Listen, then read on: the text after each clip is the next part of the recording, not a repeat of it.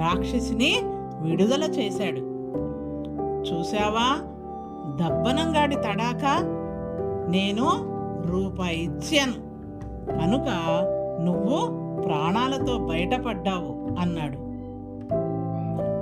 రాక్షసి అప్పుడు, అబ్బా పొడిచి పొడిచి చంపాడు, నువ్వు చింతపండని అబద్ధం చెప్పడం వల్ల బతికిపోయాను, నీకేం ఉపకారం చేయాలో కోరుకో అన్నది రాక్షసి.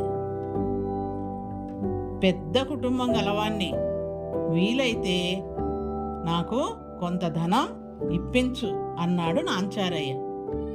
దానికేం భాగ్యం, ఈ చెట్టు మొదట్లో చాలా ధనం పాతిపెట్టి ఉంది, తవ్వుకో అంటూ రాక్షసి ఎగిరి చెట్టు మీదకి వెళ్ళింది.